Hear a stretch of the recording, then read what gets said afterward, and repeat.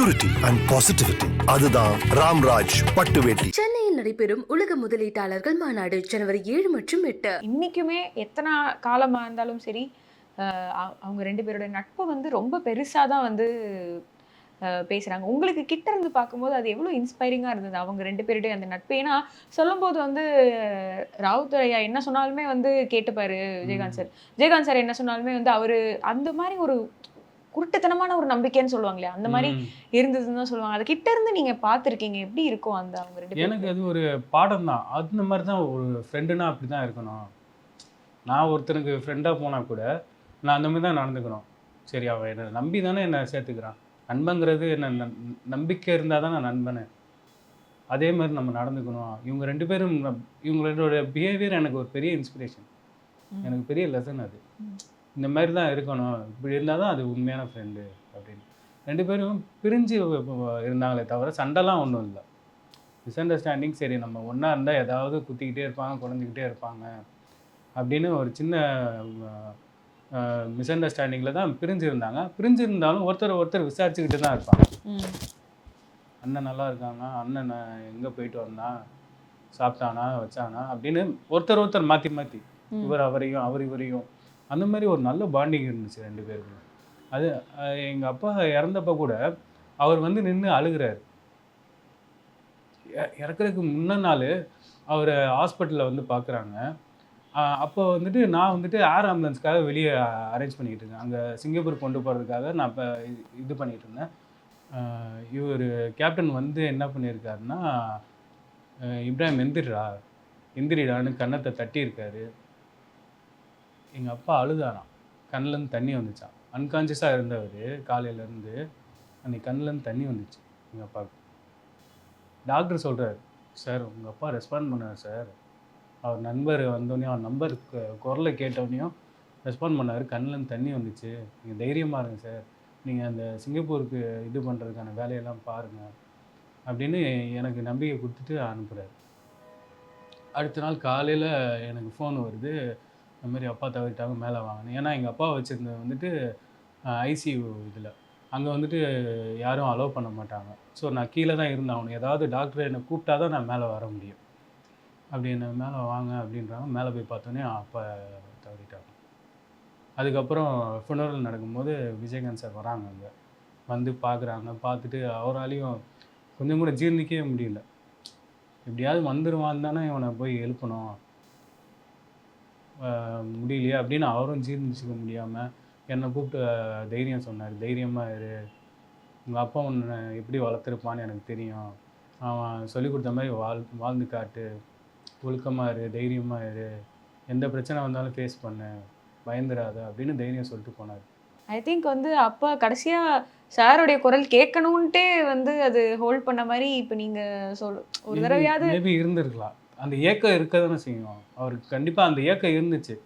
அதனால தான் ஒருத்தர் அதான் நான் ஃபஸ்ட்டு சொன்ன மாதிரி தான் பிரிஞ்சு இருந்தாங்களே தவிர அது ஏன் அந்த ஒரு மிஸ் அண்டர்ஸ்டாண்டிங். ஏன்னா இது யாருமே எதிர்பார்க்கவே இல்லை. அதாவது இண்டஸ்ட்ரியில் வந்துட்டு சில பேர்லாம் வந்து பிரிஞ்சா ஓகே அப்படின்னு இருக்கக்கூடிய இண்டஸ்ட்ரியில் வந்து ஏன் இவங்க ரெண்டு பேர் பிரிஞ்சுட்டாங்க, அதாவது எப்படி உங்களோட நட்பை பற்றி பேசாத ஆளே கிடையாது. இன்னைக்கு கூட விஜயகாந்த் சார் இறக்கும்போது கூடவே வந்து அப்பாவோட பேரும் வந்துக்கிட்டே தான் இருக்குது எல்லா இடத்துலையுமே வந்து.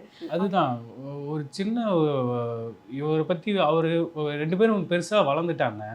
முன்ன மாதிரிலாம் அப்படி தோளில் கை போட்டுக்கிட்டு ஒன்றா பைக்கிலலாம் போக முடியாது. ஒரு சின்ன ஒரு டிஸ்டன்ஸ் வந்துச்சு இவங்க ரெண்டு பேருக்குள்ளே. அப்போ நிறைய பேர் இவரை பற்றி அவர்கிட்ட சொல்கிறது, அவரை பற்றி இவர்கிட்ட சொல்கிறது, அது நடந்துச்சு. சரி, நம்மளை ஒன்றாவே இருக்க மாட்டாங்க அப்படின்னு ரெண்டு பேரும் சரி தனித்தனியாக இருப்போம் அப்படின்னு ஒரு நல்ல ஒரு இதோடு தான் பிரிஞ்சு இருந்தாங்க. பிரிஞ்சிருந்தாங்கன்னா எதிர்ப்புனால பிரியலை. உங்களுக்கு எவ்வளோ வருத்தமாக இருந்தது அப்போது? எனக்கு ரொம்ப வருத்தமாக. ஆனால் பிரிஞ்சிருந்தப்போ கூட நான் நிறையா வாட்டி போவேன், பார்த்துருக்கேன். ஏதாவது ஈவெண்ட்டு போகிறப்போ பார்ப்பேன். பார்த்துட்டு டேய் என்னடா எப்படிடா இருக்க, நல்லா இருக்கியா அப்படின்னு என் கண்ணத்தை பிடிச்சி கிள்ளுவார். அதெல்லாம் வந்துட்டு சாதாரணமாக எல்லோரும் பண்ண மாட்டாங்கல்ல. எதிரினா எதுக்கு அவனை பார்த்தும் பார்க்காத மாதிரி தானே போகணும், எதுக்கு அங்கே பேசணும், என்கிட்ட பேசுகிறது. அப்பா எங்கே இருக்கான், அப்பா வந்துட்டானா அவன் கூட அப்படின்னாரு. அப்பா உள்ளே தான் படத்தை இருக்காங்க, இது ப்ரீவியூ தேட்டருக்கு போவோம், அங்கே அப்பா பார்ப்பேன். அப்புறம் நான் பேசிகிட்டு இருக்கிறத வச்சு யாரோ போய் சொல்லியிருக்காங்க போல இந்த மாதிரி அபுக்கிட்ட விஜய்னை பேசிக்கிட்டு இருக்காங்க அப்படின்னு. விஜய்னை வந்ததே எனக்கு தெரியாதாடான்னு அப்புறம் அப்பா கிளம்பி வெளியே வந்தாங்க. வந்து 2 பேரும் பேசுகிறாங்க. அது எப்போ கொஞ்சம் அந்த கேப்க்கு இது அப்புறமா? வந்துட்டு Ramana preview show. Ramana preview ஷோவில் இது அப்போ அந்த கேப்பும் கொஞ்சம் இருக்கு. அப்பதான் விலகிடலான்னு 2 பேரும் அப்பதான் மியூச்சுவலாக டிசைட் பண்ணுறாங்க. சரி நம்மளை ஒன்றா இருக்க விட மாட்டாங்க, எதையாவது அரைச்சிக்கிட்டே இருப்பாங்க, எதையாவது உன்னை பற்றி என்கிட்டையும் என்னை பற்றி ஒன்றையும் பேசிக்கிட்டே இருப்பாங்க, நம்ம விலகி இருப்போம் அப்படின்னு ஒருத்தர் விலகி தான் இருந்தாங்க. அதே நேரத்தில் இவருக்கு ஏதாவது ஒரு கஷ்டம் வந்திருந்தால் கண்டிப்பாக அவர் ஓடி வந்திருப்பார். அதே மாதிரி இவரும் அதே மாதிரி தான் இருந்தாங்க. அதுக்கப்புறம் கடைசியாக அவங்க 2 பேரும் எப்போ கொஞ்சம் ஓரளவு பார்த்துக்கவாவது செஞ்சாங்க அந்த பிரிவுக்கு அப்புறம்? பொது நிகழ்ச்சிகளில் போகிறப்ப அப்படி பார்க்குறப்போ பார்த்தும் பார்க்காம போகிறது அதெல்லாம் கிடையாது. 2 பேரும் பேசுவாங்க, இது எப்படி போயிட்டுருக்கு, அது எப்படி போயிட்டுருக்கு, அடுத்து என்ன பண்ண போகிற அப்படிங்கிறத 2 பேருமே டிஸ்கஸ் பண்ணுவாங்க. அதேமாதிரி எங்கள் மேனேஜரை அவங்க விஜயப்பா வந்து பார்த்தாருன்னா அவர் சொல்லுவார், அடுத்து என்ன படம் பண்ண போகிறீங்க, ஒழுங்காக இது பண்ணுங்க, எதையும் விட்டுறாதீங்க, இதெல்லாம் ஈஸியாக உருவாக்குனது இல்லை. ஏன்னா அவர் இப்போ இதையும் மீன் பண்ணி சொல்லியிருக்காரு, நான் பிரிஞ்சதே வந்துட்டு பெரிய அவனுக்கு கை உடஞ்ச மாதிரி இருக்கும், அதனால் அவர் பார்த்துக்க, எதுவாக இருந்தாலும் என்கிட்ட சொல்லு அப்படின்னு எங்கள் மேனேஜர்கிட்ட சொல்லி விட்டுருக்காரு. அண்ட் நிறைய பல இன்டர்வியூஸில் பல பேர் என்ன சொல்லியிருக்காங்க, விஜயகாந்த் சாருக்காக நிறைய போய் கதை கேட்பாராமே. ஆமாம், இவர் கதை எழுதுவார், அதே நேரத்தில் இவரும் கதை கேட்பார். அப்படி தான் இவங்களோட அந்த இது உருவாச்சு. ஒரு சாம்ராஜ்யமே உருவாக்கி கொடுத்துருக்காங்கன்னா அது இதனால தான். ஒருத்தர் அவங்க வேலையில் கரெக்டாக இருந்தாங்க, 2 பேருமே கஷ்டப்பட்டாங்க, 2 பேருமே வேலை நேரத்தில் எதையுமே இது பண்ணிக்க மாட்டாங்க. லெஷர் டைமுங்கிறது வேறு, வேலைன்னு வந்துருச்சா அதை முடிச்சிடணும் அப்படின்னு ரொம்ப ஸ்ட்ராங்காக இருந்தாங்க. அதனால தான் இவ்வளோ அவங்களும் வளர்ந்தாங்க, அவங்க கூட இருந்தவங்களையும் வளர்த்து விட்டாங்க. அண்டு இந்த ஃப்ரெண்ட்ஷிப் பற்றி நிறைய கதைகள் கேட்டிருக்கோம். நீங்கள் ஏதாவது பார்த்து ரொம்ப ஆச்சரியப்பட்டு இப்படி நடந்திருக்கா இவங்களுக்குள்ள, இப்படி இவங்க 2 பேர் சேர்ந்து பண்ணியிருக்காங்க அப்படி நிறைய கேள்விப்பட்டிருப்பீங்களா? அதில் ஏதாவது ஒன்று ஷேர் பண்ணலாமா? நிறைய விஷயங்கள் இருக்குது. ஒருத்தர் விட்டு கொடுக்காம, ஏன்னா இவருக்கு என்ன பிடிக்கும்னு அவருக்கு தெரியும், அவருக்கு என்ன பிடிக்கும்னு இவருக்கு தெரியும், எது பிடிக்காதுன்னு தெரியும், எது நல்லது எது கெட்டது அப்படிங்கிறது இவங்க 2 பேருக்குமே ஒருத்தர் தெரியும். இப்படி புரிஞ்சு வச்சுக்கிற அளவுக்குலாம் எனக்கு ஃப்ரெண்டு ஒன்றும் கிடைக்கவே இல்லை. எனக்கு அந்த பாக்கியம் கிடைக்கல இப்போ வரைக்கும். அவங்களுக்கு இருந்த அந்த ஃப்ரெண்ட்ஷிப் வந்துட்டு இது வரைக்கும் எனக்கும் ஃப்ரெண்ட்ஸ் நிறைய பேர் இருக்காங்க, ஆனால் இந்த மாதிரி ஒரு ஃப்ரெண்டு எனக்கு இல்லை. அது எல்லாருக்கும் அமைஞ்சிடாது. உங்களுக்கு அமைச்சது ஒரு பெரிய மிராக்கிள். அது ஏதாவது ஒரு சுச்சுவேஷனாக நீங்கள் பார்த்து ஆச்சரியப்பட்ட ஏதாவது ஒரு தருணம் அந்த மாதிரி ஏதாவது? நிறைய இருக்குது. ஏதாவது ஷூட்டிங்கில் அவருக்கு ஏதாவது அவரை பற்றி சொல்லி இது தெரியணும்னு அவசியம் இல்லை. அவர் டூப்லாம் போடவே மாட்டார், அவரே ஓன்லாம் பண்ணுவார் எல்லாத்தையும். அப்படி பண்ணுறப்ப அப்பாவுக்கு ஏதாவது ஃபோன் பண்ணி சொல்லிடுவாங்க இந்த மாதிரி அப்படின்னு. அப்போ அப்பா வந்துட்டு யார் பண்ணுறா, யார் மாஸ்டரு, சுப்ராயன் மாஸ்டர் இருப்பாங்க, அந்த மாதிரி பெரிய மாஸ்டர் நிறைய பேர் இருப்பாங்க. அந்த மாதிரி அவங்கக்கிட்ட சொல்லிடுவார், இந்த மாதிரிலாம் பண்ணுங்க, ப்ரிகாஷன்ஸ் வச்சுக்கோங்க, அந்த பெட்டு அந்த இதெல்லாம் அரேஞ்ச் பண்ணிப்பாங்கல்ல. இவர் சொல்லலைனாலும் அதான் பண்ண போகிறாங்க, ஆனாலும் இவர் ஃபோன் பண்ணி அதை இன்சிஸ்ட் பண்ணுவார். ஏன்னா ஒரு கீரல் கூட விழுந்துடக்கூடாது நண்பனுக்கு அப்படின்னு இவருக்கு ஒரு இது இருந்துச்சு. அதேமாரி விஜயப்பா வந்துட்டு எப்படின்னா, ஷூட்டிங் நடக்கும்போது அவர் வந்துட்டு அவரோட வேலை நடிக்கிறது மட்டும்தான், ஆனால் அவர் எல்லா இதையும் பார்ப்பார், எல்லாம் ஒழுங்காக நடக்குதா. ஏன்னா நம்மளை நம்பி எங்கள் அப்பான்னு இல்லை யாராக இருந்தாலுமே அவர் எப்படி நினைப்பார்னா, அவரை நம்பி படம் எடுக்கிறாங்க, அப்போ அவங்களோட வேலைகள்லாம் ஒழுங்காக நடக்குதான்னு எல்லாத்தையும் பார்ப்பாங்க. ஏன் சாப்பாடு கூட எல்லா இலையிலையும் அவர் இலைக்கு வந்த ஐட்டம்ஸ் எல்லாம் மற்ற இலைக்கும் வந்துச்சான்னு செக் பண்ணுவார், பார்ப்பார், எல்லோரும் திருப்தியாக சாப்பிட்டாங்களா, அதை எல்லாத்தையுமே கான்சியஸாக வச்சுப்பார். ஏன்னா அவர் எப்படி நம்பினார்னா, நம்ம கஷ்டப்பட்டால் மட்டும் போதாது, நம்ம பெரியால் ஏற முடியாது, நம்ம கூட இருக்கிறாங்க நம்மளை நம்பி இருக்கிறவங்களையும் நம்ம நல்லா பார்த்துக்கணும் அப்படின்னு அவர் நல்லா பார்த்துக்கிட்டாரு. அதனால தான் வந்தது அவ்வளோ பெரிய கூட்டம். 20 லட்சம் பேர் வந்தாங்க. சென்னையை சந்திச்சிருச்சு. 20 லட்சம் பேர் வந்தாங்கன்னா அவங்கெல்லாம் யார், எதுக்காக வரணும்? இன்றைக்கி ஒவ்வொருத்தருக்கு எவ்வளோ வேலைகள் இருக்குது, எவ்வளோ பிரச்சனைகள் இருக்குது. வண்டி எடுத்துகிட்டு கன்னியாகுமரிலேருந்து வராங்க, சேலம்லேருந்து வராங்க, கோயம்புத்தூர்லேருந்து வராங்க, வண்டி எடுத்துகிட்டு அவ்வளோ தூரம் வராங்க. வந்து இந்த கூட்ட நெரிசலையும் நிற்கிறாங்க. ஒரு பாட்டிமாலாம் வந்துட்டு 90 வயசு இருக்கும் போல இருக்கு அவங்களுக்குலாம், அப்படி அழுகுறாங்க. நான் பார்த்தேன், நான் தண்ணி எடுத்துகிட்டு போய் கொடுக்குறேன், அவங்களுக்கு தண்ணி கொடுங்க அப்படின்ட்டு. எதனால அவங்கலாம் அழுவணும்? அவங்க பார்த்து ஒரு வாட்டி கூட நேர்ல கூட பார்த்துருக்க மாட்டாங்க. மேபி பார்த்துருக்கலாம், பார்க்காம இருக்கலாம். ஆ எப்படி வேணா இருக்கலாம். அவங்க என்ன இவங்க பெரியம்மாவா, சித்தியா என்ன? அது கிடையாது. அன்பு அவர் மேல. அவர் ஏன்னா நடந்துக்கிட்டது அந்த மாரி. இப்போ சாரும் அப்பாவும் ஆரம்ப காலத்துல வந்து ஈஸியா இருந்திருக்காது இல்லையா? 2 பேரும் மதுரையில இருந்து இங்க ஆமாமாமா. கிளம்பி வந்திருக்காங்க அப்படின்னு. அப்போ 2 பேரும் பட்ட கஷ்டங்கள் இல்ல சாருக்காக அப்பா பண்ண காம்ப்ரமைஸோ இல்லைன்னா அப்பாக்காக அந்த மாதிரி விஷயங்கள் ஏதாவது சொல்ல முடியுமா? அதான் இவங்க 2 பேருமே நல்லா சாப்பிட்டு வளர்ந்தவங்க. 2 பேருமே நல்லா வசதியான வீட்ல பிறந்தவங்க தான். நல்லா சாப்பிடுவாங்க, நல்லா இது பண்ணுவாங்க. ஆனா சினிமான்னு ஒரு இது எடுத்துட்டு வரும்போது வீட்ல இருந்து 2 பேருக்குமே சப்போர்ட் இல்ல. 2 பேரோட வீட்ல இருந்தும் சினிமாவுக்கு போறதுல விருப்பம் இல்ல. இருந்தாலும் இவங்க இல்ல நான் போனா ஜெயிப்பேன். விருப்பம் இல்லன்னா சினி ஃபீல்ட் தப்புங்கிறதுனாலன்னு இல்ல. ஒரு பயம் தான். ஆ அதுல 100ல ஒருத்தனுக்கு தான் அந்த அ அதுல சர்வே பண்ண முடியும். எல்லாராலயும் அதுல ஜெயிச்சிட முடியாது. அப்படிங்கிற பயத்தினால 2 பேருமே 2 பேர் வீட்லயும் சப்போர்ட் இல்ல. ஸோ பரவால்ல. அங்க நம்ம கஷ்டப்பட்டு இருக்கலாம். நம்ம இது பண்ணிக்கலான்னு 2 பேரும் மெயினா தியாகம் பண்ணதே சாப்பாடு. சாப்பாடு விஷயத்துல ரொம்ப கஷ்டப்பட்டாங்க. அதுதான் அவங்களுக்கு அந்த எண்ணத்தையும் குடுத்துருக்கும். யாருமே சாப்பாடுக்கு கஷ்டப்படக்கூடாது. நல்லா சாப்பிடணும் அப்படின்ற எண்ணத்த குடுத்துருக்கு. அவங்க பட்டதை யாரும் பற்றக்கூடாது. அந்த பசிங்கிற ஒரு பிரச்சனை இருக்கவே கூடாது. எல்லாரையும் சாப்பிட வை அப்படின்னு. ஆ இவரு ஒருத்தனை திட்டுறாரு, அடிக்கிறாரு. அடிக்கலாம் செய்வாரு இவரு. அது என்னமோ உண்மதான். இவரு அடிக்கலாம் செஞ்சிருக்காரு கோவப்பட்டு. ஆனா, "சாப்பிட்டியா?" அது கண்டிப்பா கேட்பாரு. ஏதாவது ஒரு வேலையா போகும்போது, "சாப்பிட்டு போன்னுவாரு." ஏதாவது ஒண்ணு செஞ்சுக்கிட்டு இருக்கும்போது, இது பார்த்துக்கிட்டு இருக்கேன், அது பார்த்துக்கிட்டு இருக்கேன் அப்படின்னா, "மொதல்ல சாப்பிடு. அதெல்லாம் அதுக்கப்புறம் பார்த்துக்கலாம். மொதல்ல சாப்பிட்ரு. அது வயித்த காயக்கூடாது." அப்படின்னு தான் ஃபர்ஸ்ட்டு சொல்லுவாங்க. இப்போ நிறைய நிறைய அவமானங்கள் கடந்து தான் வந்து நிறைய கஷ்டங்கள் கடந்து தான் வந்து இந்த ஒரு இடத்துக்கு 2 பேருமே வந்திருப்பாங்க. அதை பத்தி ஏதாவது அப்பா உங்ககிட்ட சொல்லியிருக்காரு? நெறையா சொல்லியிருக்காங்க. ஏன்னா, இவங்க ஏறி இறங்காத கம்பெனிலாம் கிட்டத்தட்ட ஒரு 100 கம்பெனி ஏறி இறங்கியிருப்பாங்கல்ல, இவங்க வாய்ப்புக்காக. 2 பேரும் சார் நடந்தே போவாங்க. விஜயகாந்த் சாருக்குமே அந்த வாய்ப்பு அவ்வளோ ரிஜெக்ஷன்ஸ் நிறைய இருந்தது. இருந்துச்சு. ரிஜெக்ஷன்ஸ் இருந்துச்சு. நெறையா ரிஜெக்ஷன்ஸ் இருந்துச்சு. ஆனாலும் மனச விடாம போவோம், பண்ணுவோம்னு 2 பேரும் நம்பிக்கையோட ஒண்ணா இது பண்ணுவாங்க. பஸ்ஸுக்கு க பஸ்ஸில போயிட்டா சாப்பாடுக்கு என்ன பண்ணுறதுன்னு யோசிச்சுட்டு, அந்த காசை மிச்சம் பண்ணி வச்சுக்கிட்டு நடந்தே போவாங்களாம். டி நகர்லேருந்து இங்கே வடபழனி வரைக்கும் வருவாங்க. அப்புறம் அங்கே இதுக்கு அடையாருக்கு போகிறது எல்லாம் நடந்தே ட்ராவல் பண்ணுவாங்களாம். வேற எந்த மாதிரி கஷ்டப்பட்டு அவமானங்கள் வந்து இருந்தது? உங்களுக்கு ரிஜெக்ஷன்ஸ் கேட்கும்போது தான். ரொம்ப வருத்தமா இருந்த ஒரு அதான் ரிஜெக்ஷன்ஸ் தான்.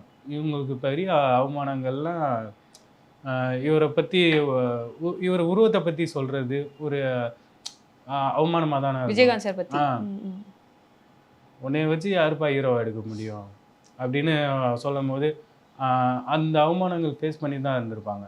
பட் அதையும் அப்பயும் நம்பிக்கையை விடாம 2 பேரும் இது பண்ணாங்க, கஷ்டப்பட்டாங்க. அதனால தான் இவ்வளோ பெரிய இதாக வந்திருக்காங்க. மக்களை தாண்டி வந்து கூட ஒர்க் பண்ணவங்க எல்லாருக்குமே வந்து நான் கேட்ட வரைக்கும் எல்லாரும் சொன்ன விஷயம் என்னன்னா, எங்களால கேப்டனை இந்த மாதிரி பார்க்க முடியல. நாங்க வந்து அவர் வேற மாதிரி பார்த்துருக்கோம். சிங்கம் மாதிரி நாங்க பார்த்துருக்கோம். எங்களால இப்படி சுத்தமா பார்க்க முடியல அப்படின்னு. இப்போ நீங்கெல்லாம் ரொம்ப சின்ன வயசுல இருந்தே வந்து நீங்க சொன்ன மாதிரி அவரை you might have look up to him. அப்படிதான் வந்து இந்த இது இருந்திருக்கும். உங்களுக்கு எப்படி இருந்தது இந்த மாதிரி சாரை பார்க்குறது? அதான் என்னாலையும் அதை ஜீர்ணிச்சிக்கவே முடியல. ஏன்னா நான் சின்ன வயசுலேருந்தே அவரை பார்க்கும்போது அப்படி ஒரு ஒரு ராஜாவை பார்த்தா எப்படி இருக்கும் அந்த மாதிரி ஒரு ஃபீல் வரும் அவரை பார்த்தா. அவர் முகத்தை பார்த்துட்டாலே கோலையும் தைரியசாலி ஆகிடுவான். அந்த மாதிரி ஃபேஸ் அது, அந்த மாதிரி ஒரு பர்சனாலிட்டி அவர். அப்படி பார்த்தவரை இப்படி உடம்பு முடியாமல் இதுவாக பார்க்கும்போது என்னாலே ஏற்றுக்கவே முடியல அதை. இப்போ நீங்க கடைசியா சாரை எப்போ பார்த்தீங்க? சார் சில வருடங்களாவே வந்து உடம்பு முடியாம தான் வந்து இருந்தாங்க. நான் கடைசியாக பார்த்தது எங்கள் அப்பா டிமைஸ் அப்போ பார்த்து என்னை ஆறுதல் சொல்லிட்டு போனது தான் நான் கடைசியாக பார்த்தது. அதுக்கப்புறம் நான் போகணுன்னு யோசிப்பேன், அப்புறம் தயங்கிடுவேன். சரி பார்த்தா எப்படி ஏற்றுக்க முடியும்? ஏன்னா அந்த ஃபோனில் டிவியில் பார்க்குறதே வந்துட்டு என்னால் ஜீர்ணிச்சிக்க முடியல. நேரில் போய் நான் எப்படி அதெல்லாம் பார்க்குறது அப்படின்னு தயங்கி இருந்தேன். அது பெரிய தப்பு தான், என்னோட தப்பு தான் அதுவுமே. அப்படி நான் தயங்கிக்கக்கூடாது. சரி போவோம், போய் பார்ப்போம் அப்படின்னு போயிருக்கணும் நான். இடையில இந்த கோவிட் வேறு வந்துச்சா, அப்போ அந்த இன்ஃபெக்ஷனு அது இதுன்னு வேறு இது பண்ணாங்க. எனக்கு சரி அவர் ரொம்ப நல்லவர், அவருக்கு எந்த கஷ்டமும் வராதுன்னு ஒரு நம்பிக்கையை வச்சுருந்தேன். ஆனால் அவர் பட்ட கஷ்டம்லாம் என்னால் ஏற்றுக்கவே முடியல. இவ்வளோ 5 வருஷமாக உடம்பு முடியாமல் இருந்தார் அப்படின்றது என்னால் ஏற்றுக்கவே முடியல. ஏன்னா ஹெல்த் கான்ஷியஸாக இருக்கிறவர், டெய்லி எக்ஸசைஸ் பண்ணுவார், என்ன எக்ஸசைஸ் பண்ண சொல்லுவார், சிலம்பம் கற்றுக்கொண்டுவார், ஸ்விம்மிங் போகணுவார். அவர் சொல்லி தான் நான் சிலம்பம்லாம் கற்றுக்கிட்டேன். நான் படங்கள்லாம் பார்ப்பேன், அவரோட ஸ்டண்ட்டை மட்டுமே திருப்பி திருப்பி ரீவைண்ட் பண்ணி பார்ப்பேன். அந்தமாரி கிக்கெல்லாம் அடிக்கணும்னு நான் ட்ரை பண்ணுவேன். எனக்கு ஆசையாக இருக்கும், சே இந்த மாதிரில இருக்கார், இவர் மாதிரி வாழணும் அப்படின்னு நான் ஆசைப்படுவேன். அப்பா எப்படி ரியாக்ட் பண்ணியிருப்பான்னு நீங்கள் நினைக்கிறீங்க? இந்த ஒரு தருணத்தில் அப்பா இருந்திருந்தாருன்னா போய் எப்படி பார்த்து என்ன ஃபீல் பண்ணியிருப்பாரு? அதான் ஒருவேளை எங்கள் அப்பா இப்போ இருந்திருந்தாருன்னா அவராலையும் தாங்கியிருக்கவே முடியாது. அங்கேயே தான் இருந்திருப்பார், இங்கே வெளியே எங்கேயும் போயிருக்க மாட்டார். அவரால் அதை விட்டு வர முடியாது. அதே தான் அவரும் அப்படி தான் இருந்தார். அப்பா டெத்துக்கு வந்தப்போ அவராலையும் நவர முடியல, அங்கேயே தான் இருந்தார். ஏற்றுக்க முடியல.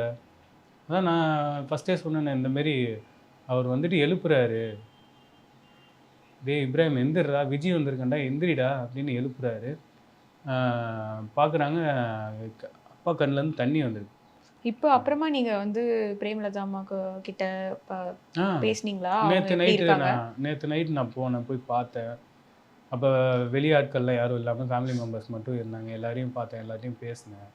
பிரேமா அம்மாகிட்ட சொன்னேன், அம்மா தைரியமாக இருங்கம்மா, நானும் வந்துட்டு உங்களுக்கு பிரபாஷ் அம்மா எப்படியோ அதே மாதிரி தான்ம்மா நானும், எதுனாலும் சொல்லுங்கள் நான் வருவேன், நான் கண்டிப்பாக உங்களோட இருக்கேன் அப்படின்னு சொன்னேன்.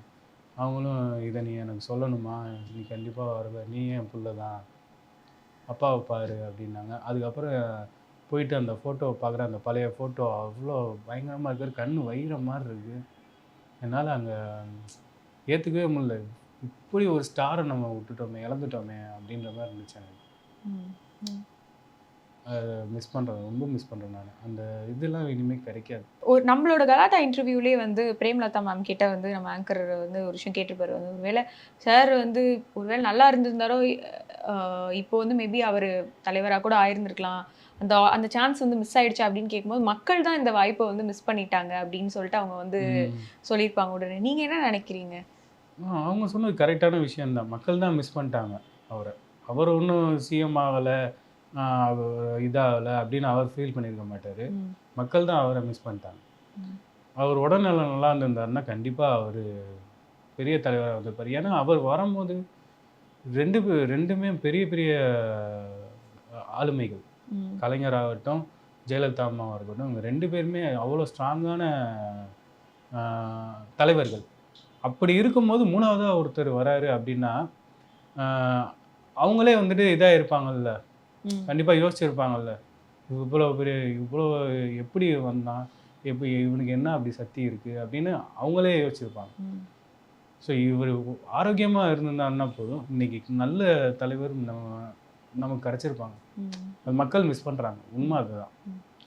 ஒரு கடைசி கேள்வி, உங்களுக்கு கொடுத்த ஒரு அட்வைஸ் இல்லை உங்ககிட்ட பர்சனலாக சொன்ன ஒரு விஷயம், நீங்கள் அதை இப்பயும் அதை அவர் நினைவாக மனசுக்குள்ளேயே வச்சிட்ருக்கீங்கன்னா அது என்ன ஒன்று? நிறைய விஷயங்கள் இருக்குது. அவர் நல்லா படிக்கணும்னு சொல்லுவார், படிக்காமல் தான் நாங்கள் இவ்வளோ கஷ்டப்பட்டோம், படிச்சிருந்தா நாங்கள் இவ்வளோ கஷ்டப்பட்டு இங்கே இருந்திருக்க மாட்டோம், அதனால் நல்லா படின்னு சொல்லுவார். அதேமாதிரி என்னை ஸ்விம்மிங் நான் குண்டாக இருப்பேன் சின்ன வயசில், என்னை வந்துட்டு ஸ்விம்மிங் உடம்பு ஆரோக்கியமாக வச்சுக்கோன்னு சொல்லுவார். மூச்சு பயிற்சி பண்ண சொல்லுவார். இந்த மாதிரி நிறைய விஷயங்கள் எனக்கு சொல்லியிருக்காரு, அட்வைஸ் பண்ணியிருக்காரு. அதேமாதிரி தைரியமாக இருக்க சொல்லுவார், எதுக்கும் பயப்படக்கூடாது, பயந்து எதுக்குமே பயப்படாத, தைரியமாக இருன்னு எல்லா இதுவும் சொல்லுவார். சரி, இப்போ நீங்கள் சொன்னீங்க ஒரு புரிதலோட தான் 2 பேரும் வந்து கொஞ்சம் தூரமாக போனாங்க அப்படின்னு. அதுக்கப்புறம் உங்ககிட்டயோ இல்லை யார்கிட்டயோ வருத்தப்பட்டு நீங்கள் கேட்டிருக்கீங்களா, நான் ரொம்ப மிஸ் பண்ணுறேன், இல்லைனா வந்து நாங்கள் எப்படிலாம் இருந்தோம், இப்போ இந்த மாதிரி ஒரு நிலைமை எங்களுக்கு ஏன் வந்தது அப்படின்னு வருத்தப்பட்டு கேட்டிருக்கீங்களா? இல்லை, இது 2 பேருக்குமே அந்த வருத்தம் இருந்துச்சு. கண்டிப்பாக இருந்தனால தான் உடம்பு முடியாமல் போனது 2 பேருக்குமே.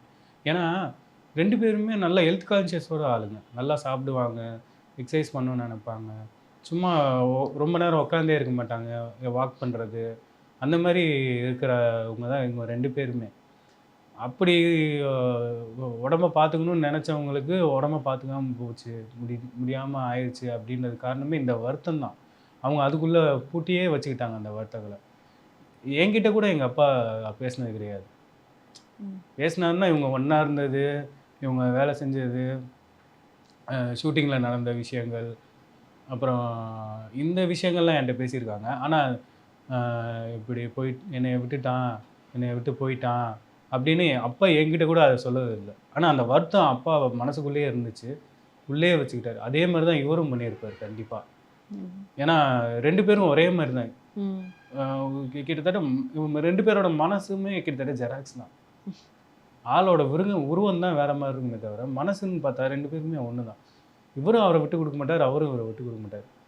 பையனான என்கிட்டயே அவர் எதுவுமே அவரை பற்றி தப்பாக சொன்னதில்லை. சண்முக பாண்டியன் நடிக்க வந்தப்போ கூட பாரு